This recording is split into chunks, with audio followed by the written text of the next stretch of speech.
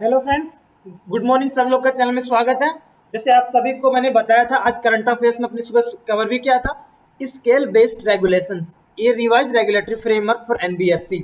इसके अंदर थोड़ा और डिटेल में जाके कुछ एडिशनल चीजें देखने वाले हैं जो अपन ने न्यूज़पेपर के साथ बिजनेस लाइन के साथ कवर किया। उनके अलावा कुछ एडिशनल चीजें अपन कवर करने वाले हैं। ठीक है, तो मैं ओपन करता हूँ जो पीडीएफ है। ये आरबीआई का सर्कुलर कल ही बेसिकली आया था, ये 22 अक्टूबर को।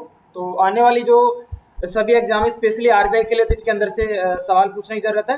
प्लस ये आने वाले मान के चलो 1 से 1.5 साल के लिए ये करंट अफेयर्स का एक टॉपिक बन जाएगा, क्योंकि एनबीएफसी अपने आप में काफी बल्क मतलब मात्रा में एंटिटीज है, जो कि एक आरबीआई के लिए एक इम्पोर्टेंट सेक्टर है।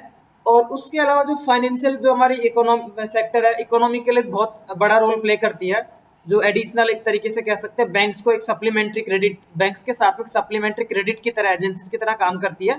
तो एनबीएफसी इकोनॉमी के लिए भी बहुत इंपॉर्टेंट है, फाइनेंशियल इंक्लूजन के लिए भी बहुत मायने रखती है ये सब एजेंसीज।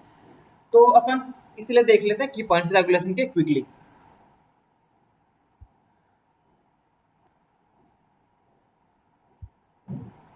स्टार्ट करते हैं। आरबीआई की वेबसाइट का ये पीडीएफ है ये। ठीक है, सबसे पहले अपन देखते हैं कि रेगुलेटरी स्ट्रक्चर क्या है। अपन ने सुबह जो चीजें देखी है उसको मैं क्विकली कवर करूंगा, जो एडिशनल चीजें उनको ही मैं डिटेल में समझाऊंगा आपको इसमें। ठीक है ना।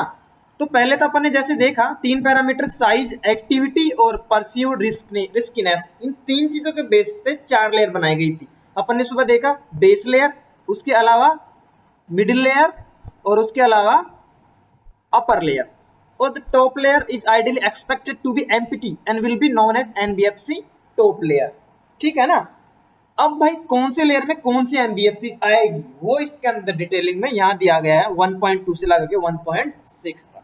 ठीक है, सबसे पहले देखते हैं बेस लेयर में कौन सी एनबीएफसी आएगी। सबसे पहले non deposit taking NBFC below the asset size of 1000 crore रुपए, यानी कि वो नॉन डिपोजिट टेकिंग एनबीएफसी जिनका एसेट साइज 1000 करोड़ रुपए से कम है।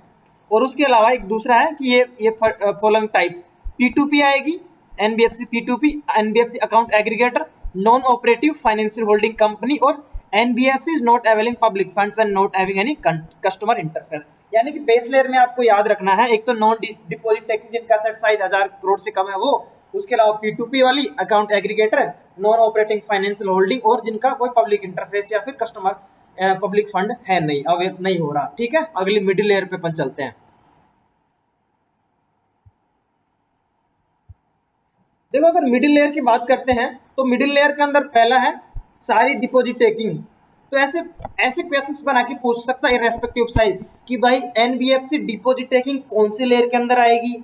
उल्टा रिवर्स इंजीनियरिंग जैसे करते हैं ना, देख के पूछने का लेयर बताओ भाई। ठीक है, तो ध्यान रखना इस चीज का भी। और non deposit taking NBFC with asset size 1000 crore and above, यानी कि अपन ने देखा था बेस लेयर के अंदर तो जो नॉन डिपॉजिट ट्रैकिंग 1000 करोड़ से नीचे वाली आ रही थी एसेट साइज वाली, इसके अंदर बची हुई आ जाती है। ठीक है ना। उसके अलावा following activities, stand alone primary dealers, उसके अलावा इंफ्रास्ट्रक्चर डेट फंड एनबीएफसी, उसके अलावा core investment companies, housing finance companies और इंफ्रास्ट्रक्चर फाइनेंस कंपनीज। ठीक है, समझ में आ गया होगा आई होप मिडिल लेयर में कौन सी एनबीएफसी आएगी। उसके अलावा एक अपर लेयर, अपर लेयर में देखो इसमें लिखा है आरबीआई इसमें स्पेसिफिकली आइडेंटिफाई करेगा।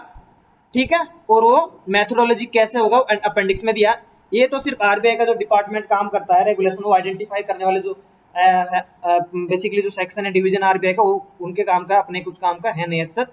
फिर इसमें याद है top 10 eligible NBFC in terms of their asset size shall always reside in upper layer respective any other factor, यानी कि जो टॉप 10 है ना जो एसेट साइज में, वो हमेशा इसमें रहेगी, यानी कि हमेशा अपर लेयर में 10 एंटिटीज तो रहने वाली है। ठीक है, अब चलता है टॉप लेयर। टॉप लेयर के बारे में क्या बातें दिया है, याद रखना ये सारी रिवर्स इंजीनियरिंग जो बताया मैंने आपको।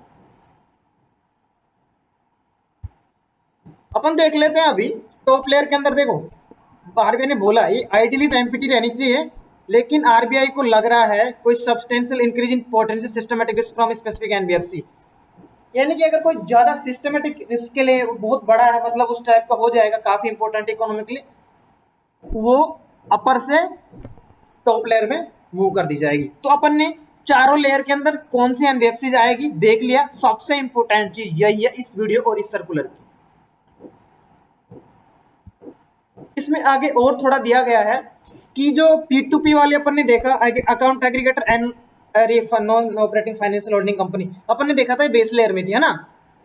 ठीक है, ये तीन कैटेगरी प्लस एनबीएफसी विदाउट जो पब्लिक फंड ना लोगों से पैसा नहीं लेती है, ना ही फिर कस्टमर इंटरफेस है, वो हमेशा ही इस बेस लेयर में रहेगी। बहुत इंपॉर्टेंट बात है। उसके अलावा नॉन एनबीएफसी डिपॉजिट टेकिंग, ठीक है ना, और क्रेडिट इन्वेस्टमेंट कंपनीज, नहीं sorry, core investment company, infrastructure finance company, housing finance will be included in middle layer और upper layer dip as the case may be. यानी कि जो अपन ने देखा था बीच वाली मिडिल लेयर में स्टैंडर्ड और प्राइमरी डीलर्स और इंफ्रास्ट्रक्चर डेट फंड, ये दो हमेशा इसमें रहेगी। बाकी की जो कंपनीज हैं वो या तो मिडिल में लेगी या अपर में, जैसी जरूरत होगी उसके अकॉर्डिंग आरबीआई कर सकता है। उसके अलावा जो remaining NBFCs which investment and credit companies, ICC को बोलते हैं, micro finance institution and NBFC factors और mortgage guarantee companies could lie in any of the layers depending on the regulatory structure parameters of the scale based regulatory framework. यानी कि ये जो है ना micro finance, mortgage factors, investment and credit company, micro finance institution, ये कहीं भी लाई कर सकती है, कोई फिक्स नहीं होगा। ठीक है, government owned NBFC shall be placed in base layer और middle layer depending at the case में भी।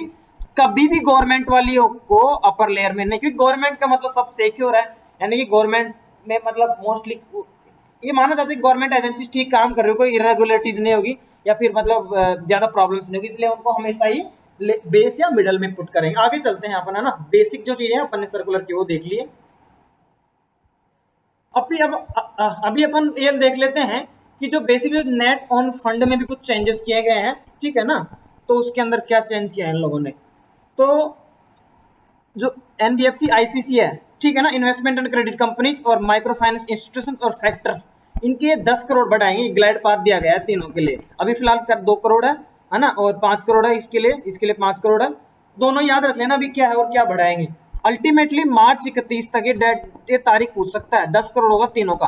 कौन कौन सी है, एनबीएफसी आईसीसी मतलब इन्वेस्टमेंट एंड क्रेडिट कंपनीज और माइक्रो फाइनेंस इंस्टीट्यूशन और फैक्टर्स। अभी इसका 2 है, फिर 5 होगा, फिर ये होगा अभी मतलब 25 और फिर 27, ठीक है ना। 2 करोड़ है micro finance institution north east region के लिए, इसका 5 है तो 5 से 7 करेंगे फिर 10 पहुंचाएंगे, 5 से 7 करेंगे फिर 10 पहुंचाएंगे। और जो एनबीएफसी P2P लैंडिंग वाली है, अकाउंट एग्रीगेटर है, और NBFC with no public funds and no customer interface, उनका अभी भी 2 करोड़ ही रहेगा, कोई बदलाव नहीं है। उसके अलावा जो there is no change in existing regulatory minimum of infrastructure debt funds, infrastructure finance, mortgage, housing finance, standard primary dealers, इनके लिए कोई चेंज नहीं होगा। अपन चलते हैं एनपीए क्लासिफिकेशन के ऊपर। ये जो सारी बातें बता रहा हूं ना, याद कर लेना, बहुत इंपॉर्टेंट है। एनपीए क्लासिफिकेशन के लिए देखोगे, देखो बेसिकली 90 डेज लाएंगे for all categories of NBFC, और एक ग्लाइड पाथ दिया गया कैसे करेंगे, ठीक है ना। एनपीए नॉर्म्स 24, 25, 26 मार्च तो सब में है एंड वाला, 150 दिन पे लाएंगे, फिर 120 पे लाएंगे, और अल्टीमेटली ये तारीख पूछ सकता है भाई, याद रखना 90 डे वाला क्राइटेरिया कब तक अचीव करना है, मार्च 31, 2026, ठीक है। और जो पहले से 90 डेज है उनके लिए जरूरत नहीं है। एक्सपीरियंस ऑफ द बोर्ड, देखो बोर्ड का एक्सपीरियंस कॉर्पोरेट गवर्नेंस को सुधारने के लिए काफी इंपॉर्टेंट है। तो यहाँ पे जो क्राइटेरिया दिया वो अपन देख लेते हैं क्या है। Considering the need for professional experience है ना, प्रोफेशनलिज्म काफी इंपॉर्टेंट है किसी भी कंपनी या किसी भी ऑर्गेनाइजेशन को चलाने के लिए, ठीक है ना। तो बोला इन्होंने at least one of the directors shall have relevant experience of having worked in A bank या एनबीएफसी, ठीक है। अगला चलते हैं सीलिंग ऑन आईपीओ, अपन ने देखा था, ये तो टाइटल ही था उसका अपना, द हिंदू बिजनेस लाइन वाले नीचे था, there shall be ceiling of 1 crore per borrower for financing subscription to IPO, NBFCs can fix more conservative limits. चलो आगे चलते हैं, और क्या बात है काम की देख लेते हैं। आई थिंक जो बची हुई चीजें उनमें कोई काम का नहीं, कैपिटल गाइडलाइंस के ऊपर है कि जो मिडिल लेयर और अपर लेयर होगा उसके लिए internal capital adequacy assessment process क्या रहेगा। बेसिकली ये एक बार इसका फुल फॉर्म पूछा था बेजल नॉर्म्स के तहत, तो जब हम बेजल कवर करेंगे तो ये चीजें कवर हो जाएगी वहां पे। और एक और देखो प्रूडेंशियल गाइडलाइंस पे देखते हैं, तो इन्होंने कंसंट्रेशन ऑफ क्रेडिट इन्वेस्टमेंट को चेंज कर दिया कि जो रिवाइज लिमिट है ना एग्जिस्टिंग, तो देख लेना इसके अंदर सिंगल बोरोवर या पार्टी के लिए एक्सपोजर है ना 25% किसका, टियर 1 कैपिटल का, और सिंगल ग्रुप ऑफ बोरोवर्स या पार्टीज अगर ग्रुप बोरोइंग तो 40%, यानी कि सारा क्रेडिट एक जगह देके फंस ना जाए, अपना पैसा डूब ना जाए, इसलिए होते हैं कॉन्सेंट्रेशन वाले बचाने के लिए नियम्स।